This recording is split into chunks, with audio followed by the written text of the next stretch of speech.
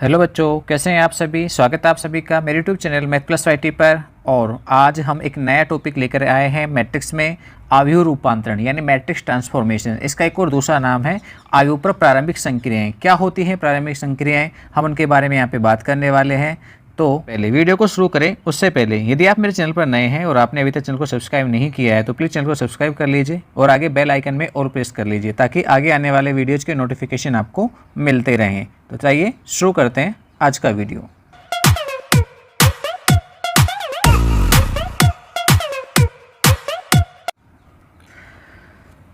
देखिए, किसी भी मैट्रिक्स यानी आव्यूह के ऊपर 6 प्रकार की संक्रियाएं प्रयोग की जाती हैं। कितने प्रकार की? 6 प्रकार की संक्रियाएं लगाई जा सकती हैं, जिनमें से 3 संक्रियाएं तो किस पर यूज होती हैं? पंक्तियों पर। 3 संक्रियाएं पंक्तियों पर तथा 3 संक्रियाएं स्तंभों पर यूज होती हैं। और इन सभी संक्रियाओं को प्रारंभिक संक्रियाएं या फिर क्या कहते हैं? रूपांतरण कहते हैं। ठीक है, एक से दूसरे में रूपांतरण। अब सबसे पहले हम बात कर रहे हैं आव्यूह पर पंक्ति संक्रियाएं। तो पहली पंक्ति संक्रिया है वो है कि किन्हीं दो पंक्तियों को परस्पर बदला जा सकता है, यानी आपस में एक्सचेंज किया जा सकता है। परस्पर बदलना यानी आपस में एक दूसरे को एक्सचेंज कर देना।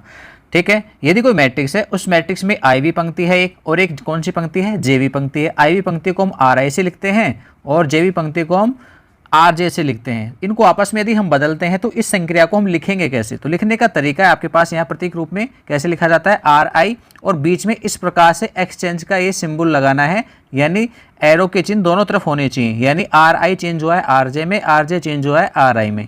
तो इसके द्वारा हम इसे प्रदर्शित करते हैं। जैसे मान लीजिए एक मैट्रिक्स मेरे पास ए है और इस मैट्रिक्स ए में मेरे पास 2, 4, 3 और -1 ये एक मैट्रिक्स। अब इसमें हम ये संक्रिया लगाते हैं, यानी पंक्ति संक्रिया लगाते हैं। कौन सी वाली? चेंज करने वाली। चलो मैं और बढ़ा देता हूँ, इसमें 2 ही रह गई हैं। आप कहोगे सर जी 2 ही थी, आपने तो 2 ही बदल दी। चलो मैं 3 ले लेता हूँ कि 3 पंक्तियाँ हैं हमारे पास, -1, 0, 4, 0 और 2। ठीक है, अब क्या करते हैं, हम इसमें लगाते हैं संक्रिया। कौन सी वाली लगा रहे हैं? ये वाली। मैं चेंज कर रहा हूँ कौन कौन सी को? R1 को और R3 को। आप किन्हीं 2 को बदल सकते हैं, अब वो आपकी मर्जी है, आप कौन कौन सी 2 को। तो मैं क्या कर रहा हूँ, R1 को एक्सचेंज कर रहा हूँ कहाँ? R3 की जगह पर। तो R3 कहाँ है? ये है। तो ये तो जाएगी R1 की जगह पर, इस जगह पर, और R1 कहाँ जाएगी? R3 की जगह। तो ये आपस में बदल जाएंगी। तो R1 की जगह तो लिखूंगा 4, 0, 2, और R3 की जगह पर लिखूंगा 2, 4, -1, और बीच वाले में हमने कोई चेंज किया नहीं है, वो एज इट इज रह जाएगी। तो यहाँ पर ये संक्रिया आपके पास काम आ जाएगी R1, R3। ठीक है, एक्सचेंज हुई है आपस में। चलिए नेक्स्ट देखिए, सेकंड पंक्ति संक्रिया क्या है? यदि आईवी कोई पंक्ति है तो उस आईवी पंक्ति को किसी अशून्य वास्तविक संख्या के से गुणा करके लिखा जा सकता है। ठीक है, और इसको प्रतीक रूप में संक्रिया को कैसे लिखेंगे? आर आई, यानी आईवी पंक्ति को हम के से गुणा करके लिख रहे हैं तो आर आई की जगह इंप्लाइज का चिन्ह लगा के लिख देंगे के आर आई। यहाँ भी देख लीजिए, जो ऊपर हमने मैट्रिक्स ए लिखी थी, हम उस मैट्रिक्स ए में क्या करते हैं, तीसरी पंक्ति को, या चलो दूसरे में नहीं लगाए थे, हम दूसरे में लगा देते हैं। और हम दूसरी पंक्ति में क्या कर देते हैं? गुणा कर देते हैं किसका? के का। तो दूसरी पंक्ति में के से गुणा करेंगे तो क्या बन जाएगा? देखो पहली तो एज इट इज, दूसरे में के से गुणा करेंगे तो क्या हो जाएगा? 3 के माइनस का के और 0, और तीसरी पंक्ति है वो एज इट इज है। ठीक है, ये ए क्या किया गया यहाँ पर? हमने दूसरी पंक्ति में चेंज किया। क्या किया? के से गुणा कर दिया। किसको? दूसरी पंक्ति को, यानी R2 को। ठीक है, के की जगह कोई भी अशून्य वास्तविक संख्या हो सकती है, 2, -2, -4, -6, ऐसी कोई भी संख्या जो यहाँ चलेगी, बटे में हो चाहे रूट में हो, कैसी भी हो सकती है। ठीक है ना, तो ये आपके पास दूसरा नियम यानी पंक्ति संक्रिया, दूसरी पंक्ति संक्रिया। तीसरी पंक्ति संक्रिया क्या है उस पर भी ध्यान दे लीजिए। क्या है? यदि कोई आईवी पंक्ति है, उस आईवी पंक्ति के अवयव में कोई अन्य दूसरी जेवी पंक्ति के जो संगत अवयव है उन्हें किसी अशून्य वास्तविक संख्या के से गुणा करके, कौन सी संख्या से? अशून्य वास्तविक संख्या से गुणा करके जोड़ा जा सकता है। और इस संक्रिया को हम लिखेंगे किस प्रकार से? यानी आर आई में चेंज किया गया। किस प्रकार से? आर आई में हमने आर जेवे जो पंक्ति है उसको के से गुणा करके जोड़ दिया है। अब पंक्ति की बात हो तो उसके सारे अवयव आ गए हैं यहाँ पर। ठीक है, इस प्रकार से हम इसे प्रदर्शित करते हैं, ये आपको ध्यान रखना है। अब देख लीजिए कैसे करेंगे। मैट्रिक्स ए है मान लीजिए मेरे पास, और मैंने उसको लिखा 4, 2, 0, 3। ठीक, अब इसे क्या कर रहे हैं हम, R1 इस पंक्ति में चेंजिंग करते हैं। किस प्रकार से, R1 में से मैं 3 R2 को घटा देता हूं, माइनस कर देता हूं। इसका मतलब है R2 पंक्ति को 3 से गुणा कर दो और R1 में जोड़ दो।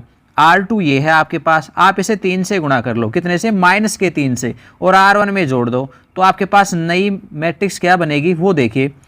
पहली पंक्ति में बदल रहे हैं हम, 4 0 को गुणा करेंगे माइनस के 3 से, 4 में जोड़ेंगे तो 4 ही रहेगा।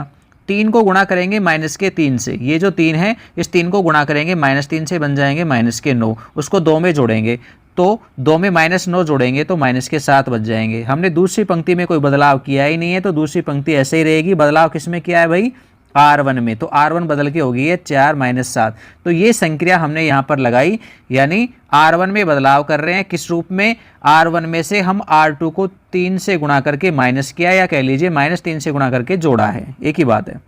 तो इस प्रकार से संक्रिया लगती है, बहुत ही इंपॉर्टेंट है, ये ध्यान रखना है आपको किस प्रकार से लगानी है, यानी गुणा कर दीजिए और जोड़ लीजिए या घटा दीजिए। ये 3 संक्रियाएं हैं, सेम ऐसे ही जैसे पंक्तियों में लगा रहे हैं, R1 R2 R3 लिख रहे हैं, ऐसे ही स्तंभों में भी होती हैं। तो आयु में स्तंभ संक्रिया सेम ऊपर की तरह से ही है, यानी कोई 2 स्तंभ है उनको परस्पर आपस में बदला जा सकता है। जैसे पंक्तियों को बदला जा सकता है तो स्तंभों को भी बदला जा सकता है। 2 4 0 3 1 4 और 0 -1 और 5 है, ये आपके पास है। और मैं इसमें संक्रिया लगा देता हूँ C1 और C2 में चेंज करने की, तो C2 की जगह पर C1 और C1 की जगह पर C2 आ जाएगी। C1 है 2 3 0, तो 2 3 0 है, इसे तो हम बना देंगे दूसरा स्तंभ, और दूसरा स्तंभ है 4 1 -1, इसे बना देंगे हम पहला स्तंभ, ठीक है। और तीसरे में हमने कोई बदलाव किया ही नहीं है, तो 0 4 5 एज इट इज रहेगा।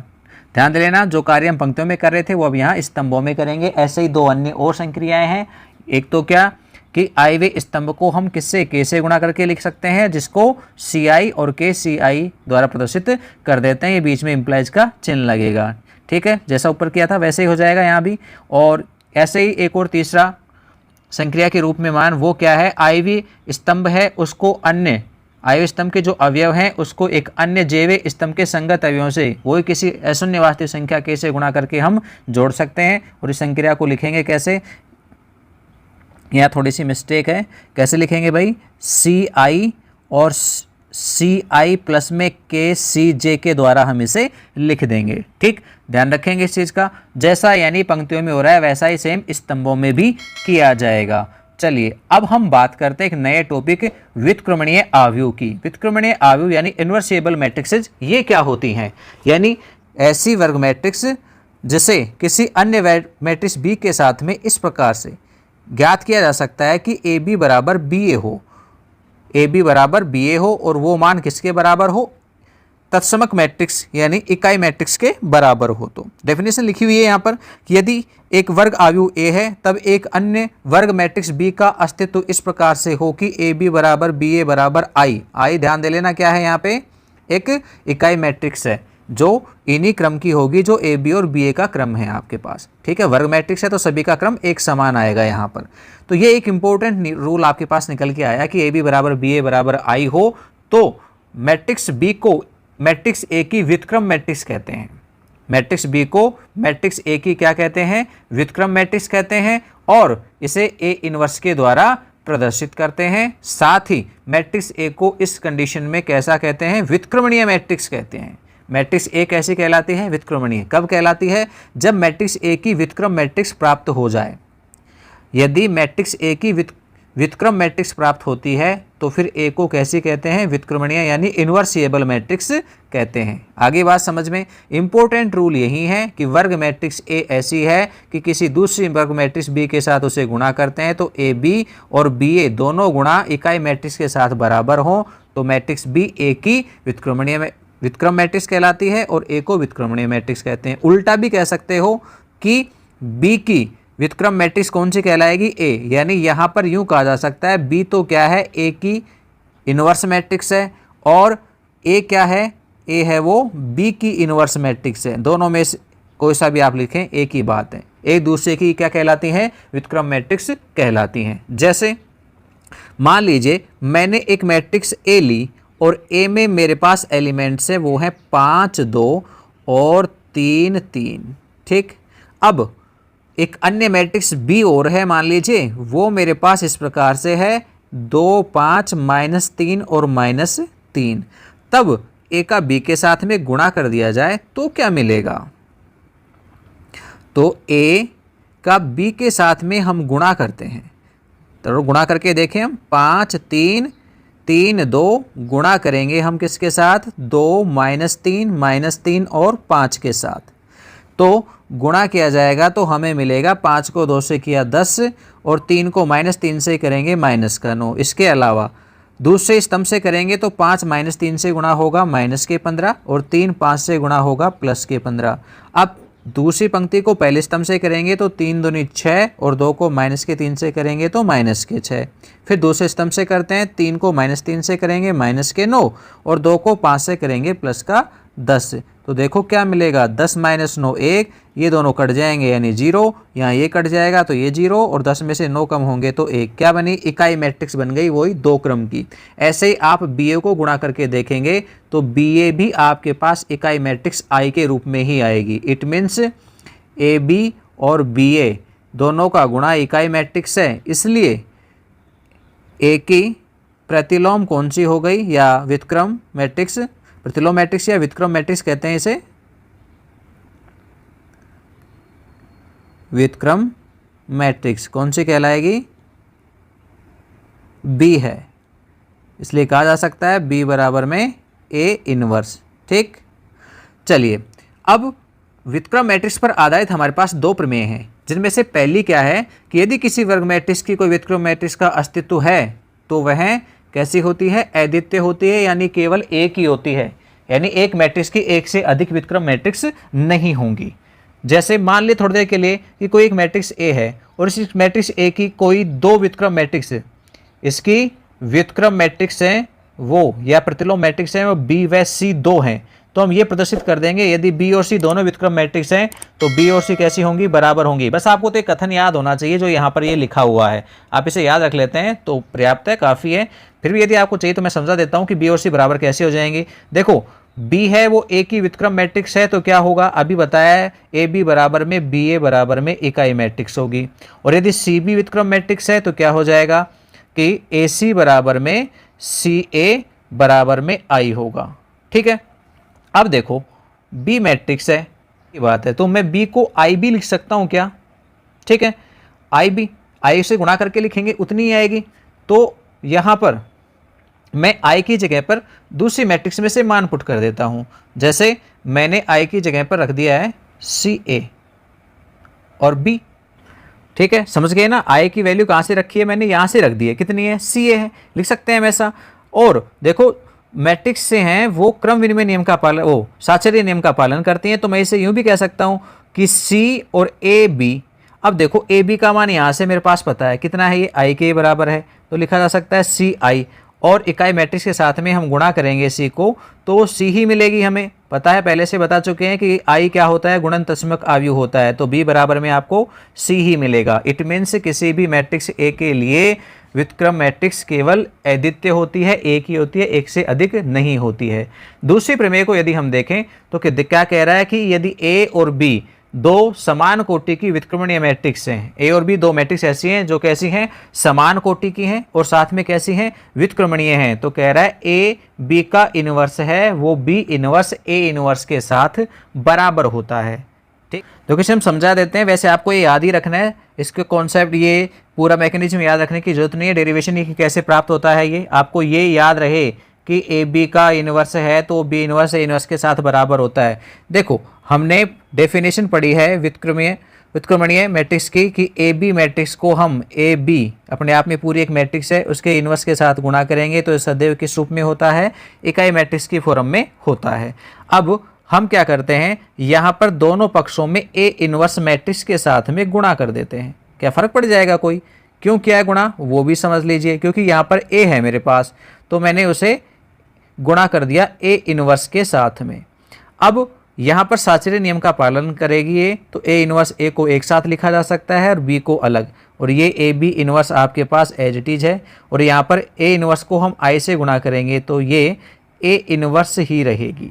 ठीक है, इसमें कोई बदलाव नहीं आएगा क्योंकि इकाई मैट्रिक्स तो क्या होती है, गुणनतस्मक अवयव होती है, इसलिए आई इसमें गुणा हो जाएगा। अब ये ए इनवर्स ए, ये भी आई बनता है और ये बी है आपके पास, इसके अलावा ए बी का inverse equal to A inverse. अब आई बी का गुणा करेंगे तो केवल बी ही प्राप्त हो जाएगी, तो ये ए बी का inverse equal to A inverse. अब यहाँ मेरे पास बी है, तो बी को हटाने के लिए मैं दोनों पक्षों में बी इनवर्स से गुणा कर दूंगा, तो ये A B inverse as it is और इधर भी बी इनवर्स का गुणा हो जाएगा ए इनवर्स से, या बी इनवर्स से गुणा कर दिया गया। एक जगह और किया था हमने किससे, ए इनवर्स से।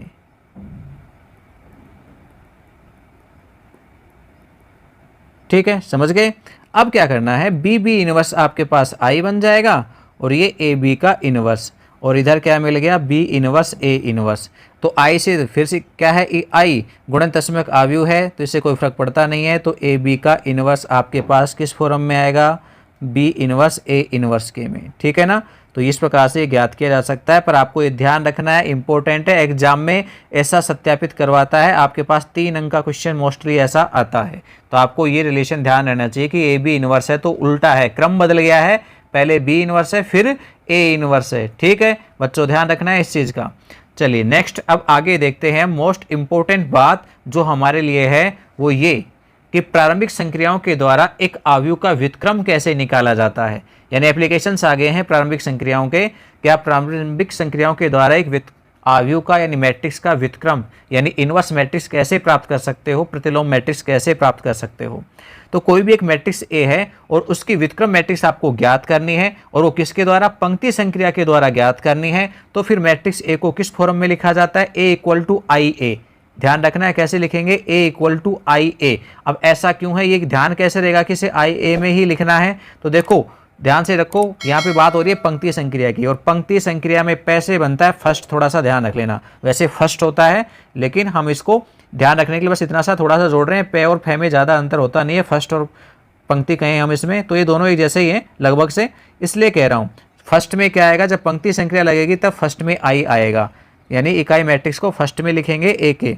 और यदि आप स्तंभ संक्रिया के द्वारा एक मैट्रिक्स की व्युत्क्रम मैट्रिक्स निकालना चाहते हैं तो फिर उस कंडीशन में ए को हम लिखते हैं ए आई की फॉर्म में, यानी स्तंभ है, स्तंभ यानी एस से शुरू होता है, एस मीन सेकंड, तो यानी सेकंड के रूप में आपके पास यहाँ पर इकाई मैट्रिक्स रहेगी। ये थोड़ा सा ध्यान रखना है, पंक्ति संक्रिया लगा रहे हो तो फर्स्ट में लिखोगे आई को, और स्तंभ संक्रिया लगा रहे हो तो आपको आई को सेकंड नंबर पर रखना है। ठीक है, और सबसे बड़ी बात एक और खास कि एक मैट्रिक्स की प्रतिलोम मैट्रिक्स या इनवर्स मैट्रिक्स या कहें तो व्युत्क्रम मैट्रिक्स विद्यमान होगी या नहीं होगी, उसका अस्तित्व होगा या नहीं होगा, तो प्रारंभिक संक्रियाओं में हमें कैसे पता लगेगा। तो जब आप प्रारंभिक संक्रियाएं किसी मैट्रिक्स के अंदर लगाते हैं और मैट्रिक्स के अंदर प्रारंभिक संक्रिया लगाने पर किसी भी एक पंक्ति या किसी एक स्तंभ के सभी अवयव शून्य हो जाते हैं, कैसे हो जाते हैं, शून्य हो जाते हैं, तो फिर वह मैट्रिक्स है वो व्युत्क्रमणीय नहीं कहलाती। व्युत्क्रमणीय नहीं कहलाएगी तो क्या कहलाएगी, अव्युत्क्रमणीय कहलाएगी। ठीक है, कैसी कहलाएगी, अव्युत्क्रमणीय कहलाती है, अर्थात उस मैट्रिक्स का व्युत्क्रम विद्यमान नहीं होगा, उसके व्युत्क्रम का अस्तित्व, प्रतिलोम का अस्तित्व नहीं होगा। ठीक है, अब देखो कैसे निकालना है, वो बहुत ही इंपॉर्टेंट है। हम एक एग्जाम्पल करा रहे हैं आज, बाकी और फिर हम आगे देखेंगे कैसे करना है। सबसे पहले हम समझा रहे पंक्ति संक्रिया को हम कैसे काम में लेंगे, पंक्ति संक्रिया की सहायता से इनवर्स मैट्रिक्स कैसे प्राप्त की जाती है। देखिए एग्जाम्पल 23 से हमारे पास कह रहा है प्रारंभिक संक्रियाओं के प्रयोग द्वारा अवयव ए, एक 2 क्रम के आपके पास वर्ग मैट्रिक्स मिली है, का व्युत्क्रम ज्ञात कीजिए, यानी इसकी प्रतिलोम या कहें तो इनवर्स मैट्रिक्स निकालनी है। किसके द्वारा निकालने, हम पंक्ति संक्रिया के द्वारा। हम यहाँ पर पंक्ति संक्रिया लगाएंगे, तो पंक्ति संक्रियाओं के द्वारा प्रारंभिक रूपांतरण करेंगे हम। ठीक है, स्तंभ और पंक्ति दोनों के लिए बताएंगे सेम। सबसे पहले हम बात कर रहे हैं पंक्ति संक्रिया की, कि पंक्ति संक्रिया की सहायता से हम कैसे इनवर्स निकाल सकते हैं। हमने कहा था जब पंक्ति संक्रिया लगाएंगे तो हम ए को आई ए की फॉर्म में लिखेंगे, यानी आई फर्स्ट में लिखा जाएगा। ठीक है, अब यहाँ पर हम वैल्यूज पुट कर देंगे ए की, वो है 1 2 2 और -1, और यहाँ आई की जगह पर लिख देंगे वही 2 क्रम की इकाई मैट्रिक्स 1 0 0 1। इसके अलावा इधर एक को आपको नहीं लिखना है, ऐसे ही छोड़ना है। आगे बात समझ में इतना करना है सबसे पहले तो। अब हम लगाएंगे संक्रिया, और संक्रिया लगाएंगे कैसे लगाएंगे, इन चीज़ों को बड़े ध्यान से समझना। क्या करना है वो देखिए। सबसे पहले हमें यहाँ पर क्या करेंगे, सबसे पहले हमको यहाँ पर जो स्तंभ है ना, उस स्तंभ को हम इकाई मैट्रिक्स के इस स्तंभ के जैसा बनाना चाहेंगे। ध्यान दे लेना, जब कभी भी पंक्ति संक्रिया लगाई जाती है तो एक एक स्तंभ को लेकर के उसे हम इकाई मैट्रिक्स के स्तंभ के अनुसार बदलते चलेंगे। अब 2 क्रम की मैट्रिक्स है तो 2 क्रम की इकाई मैट्रिक्स का स्तंभ होता है 1 0 पहला, और दूसरा होता है 0 1। तो पहले की बात करेंगे तो इस प्रकार से बनाएंगे, और दूसरे स्तंभ की बात आएगी तब 0 1 में। ध्यान रखना उल्टा हो रहा है, लगा रहे हैं पंक्ति संक्रिया लेकिन चेंज किस में कर रहे हैं, स्तंभों में। ठीक है, और इस स्तंभ को हम 0 1 की फॉर्म में बनाएंगे तो देखिए ध्यान से, पहला 1 होना चाहिए तो 1 ही है, इधर से नहीं देखना है। ये तो इकाई मैट्रिक्स लिखी हुई है इसलिए कह रहा हूँ, यानी आपको यहाँ 1 बनाना है, यहाँ 0। तो देखो 1 तो बना हुआ है, आपको कोई चेंज नहीं करना। अब इस 2 की जगह 0 लाना है।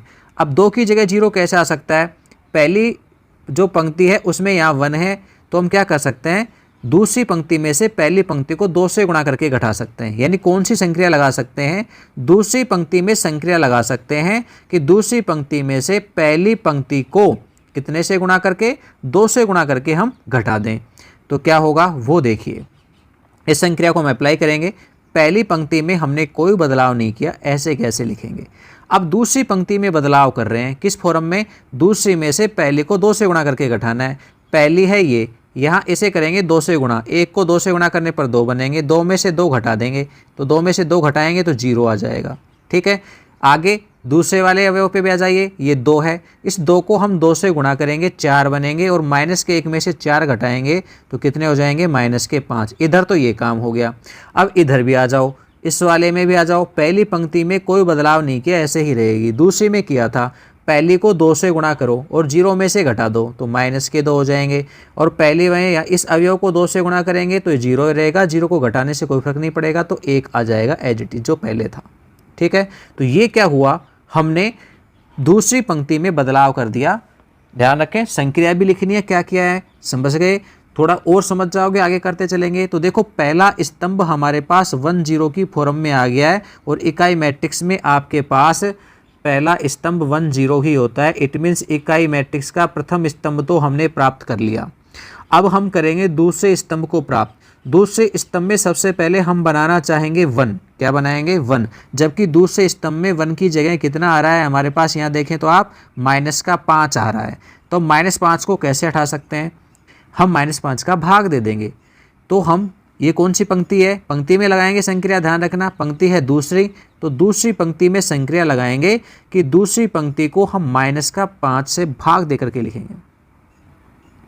अब इस पंक्ति में आप दूसरी पंक्ति में -5 का भाग दे दो, पहली में हमने कोई बदलाव नहीं किया है तो ये 0, और यहाँ हम भाग देंगे -5 का तो 1 बन जाएगा। इधर आ जाइए, पहली पंक्ति में हमने यहाँ भी बदलाव नहीं किया, दूसरी पंक्ति में हमने -5 का भाग दिया, तो 2 में -2 में -5 का देंगे तो माइनस तो कट जाएगा, 2/5 आ जाएगा, और 1 में देंगे -5 का तो माइनस में 1/5 आ जाएगा, और बाहर ए है वो एज इट इज है। ठीक है, अब देखो, अब हमें यहाँ पर बनाना था स्तंभ कैसा, इकाई मैट्रिक्स के जैसा। दूसरे स्तंभ में यहाँ 0 आता है, ये लिखा हुआ है इधर मैंने, तो दूसरे स्तंभ में 0 आता है, तो यहाँ दूसरे स्तंभ में 0 कैसे लाएंगे, 0 वैसे लाएंगे जैसे ऊपर लेके आए थे, यानी इसके नीचे 1 है तो हम पहली पंक्ति में से दूसरी पंक्ति को 2 से गुणा कर घटा देंगे। अब बदलाव करेंगे R1 में, किस प्रकार से, R1 में से 2R2 को माइनस कर देंगे। तो लगाओ इस संक्रिया को, क्या हो जाएगा, पहली पंक्ति में 1 है और उसमें से 0 को 2 से गुणा कर घटाएंगे तो 1 ही रहेगा। फिर यहाँ 2 में से हम किसको घटाएंगे, इसको 1 को 2 से गुणा करके घटाएंगे, 2 से गुणा कर घटाएंगे तो -2 हो जाएगा, और नीचे दूसरी पंक्ति में कोई बदलाव किया ही नहीं, वो एज इट इज रह जाएगा। तो ये तो हो गई इधर वाली। अब सामने वाली इधर पे आ जाओ, यहाँ पे क्या करना है भाई, हमें पहले दूसरी पंक्ति को 2 से गुणा करना है, तो ये 4/5 हो जाएंगे, 2/5 को 2 से गुणा करेंगे तो कितने होंगे, 4/5, और 1 में से 4/5 को घटा देंगे। ठीक है, फिर इस वाले को भी करेंगे हम कितने से, 2 से गुणा तो ये माइनस का 2/5 हो जाएगा। तो 0 में से माइनस का 2/5 घटाएंगे तो प्लस में हो जाएगा।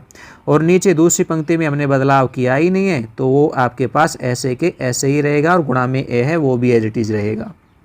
तो क्या आया, 1 0 और 0 1 इधर बन गई इकाई मैट्रिक्स, और इधर 1 में से 4/5 घटाएंगे तो 1/5 और 2/5, नीचे भी 2/5 और माइनस का 1/5 और गुणा में a। इसे लिख सकता हूं मैं i। ठीक है, ये आपके पास कंप्लीट क्या है, a इनवर्स, और ये a, सही है ना। तो अब तुलना करके देखो a इनवर्स क्या है आपके पास। a इनवर्स आपको कितनी मिली, 1/5, 2/5, 2/5 और माइनस में 1/5। तो ये आपके पास a इनवर्स हो गई है। ठीक है ना, क्योंकि इकाई मैट्रिक्स कब प्राप्त होती है, जब एक मैट्रिक्स को उसके प्रतिलोम मैट्रिक्स या व्युत्क्रम मैट्रिक्स के साथ गुणा करके लिखते हैं। तो आपके पास यहाँ पर सामने क्या मिला हुआ है, इकाई मैट्रिक्स मिली है, तो ये इनवर्स मैट्रिक्स हो गई है a इनवर्स। तो मैंने a इनवर्स की जगह इसको लिख दिया है। समझ गए, ये तो तरीका था पंक्ति संक्रिया का।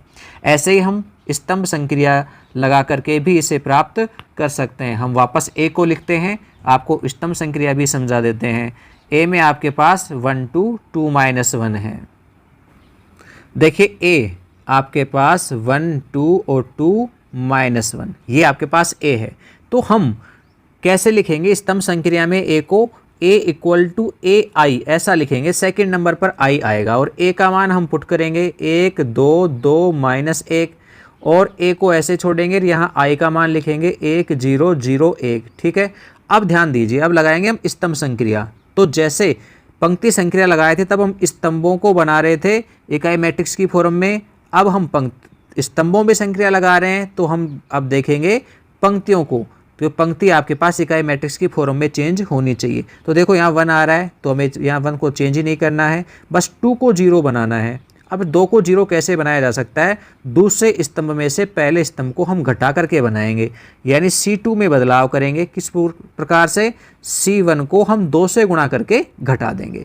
अब लगाइए इस संक्रिया को, लगाएंगे तो क्या हो जाएगा, C1 में तो कोई बदलाव नहीं है, C2 में किया हमने 2 है, उसमें से C1 को 2 से गुणा कर घटा देंगे। ऐसे ही नीचे -1 है और 2 को 2 से गुणा करेंगे तो ये 4 बन जाएगा और घटा देंगे। ऐसे ही इधर भी आ जाओ, a पहले स्तंभ में कोई बदलाव नहीं, दूसरे में से आपको घटाना है पहले को 2 से गुणा करके। ठीक, नीचे 1 और लेकिन 0 को 2 से करेंगे तो 0 ही रहेगा। तो ये आपके पास मान निकल के आया 1 0 2 -5, और इधर a 1 0 और -2 और 1। ठीक है, ये हमारे पास मान आ गए। अब देखो, अब हम दूसरी पंक्ति पे आएंगे।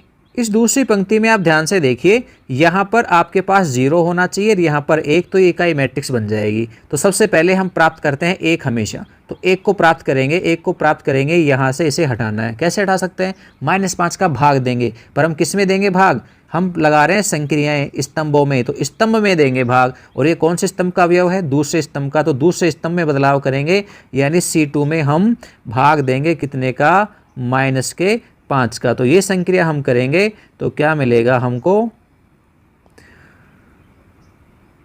हमने पहले स्तंभ में कोई काम नहीं किया, दूसरे में हमने काम किया। क्या करना है, -5 का भाग देंगे तो यहाँ 1 आ जाएगा। इधर भी हम क्या करने वाले हैं, पहले स्तंभ में नो चेंज, 1 0, और दूसरे स्तंभ में आप भाग दे दो -5 का, तो ये हो जाएगा 2/5 और ये माइनस का 1/5। ठीक, अब देखिए यहाँ पर आना चाहिए 0, कैसे आएगा 0, अब देखिए 0 कैसे ला सकते हैं, हम स्तंभों में लगा रहे हैं संक्रिया, और ये कौन से स्तंभ का अवयव है, C1, इसका मतलब C1 में संक्रिया लगेगी। और क्या करना पड़ेगा, C2 को कितने से गुणा करके घटाना पड़ेगा, 2 से गुणा करके घटाना पड़ेगा, ताकि यहाँ 0 आ जाए। सही है, तो लगा दीजिए इस संक्रिया को। अब सबसे पहले 1, इसमें से 0 को 2 से गुणा कर घटाएंगे 0, और 2 और नीचे 1 है, 1 को 2 से गुणा करेंगे तो -2 हो गया। और दूसरे स्तंभ में हमें कोई बदलाव करना ही नहीं है। इधर आ जाइए, a पहले स्तंभ में 1, इसमें दूसरे स्तंभ को 2 से गुणा करेंगे तो 4/5 को घटाएंगे, नीचे 0 है, और -1/5 को 2 से गुणा करेंगे तो -2/5 घटाने पर +2/5। बाकी दूसरा स्तंभ ऐसे ही रहेगा, इसमें कोई बदलाव नहीं होगा।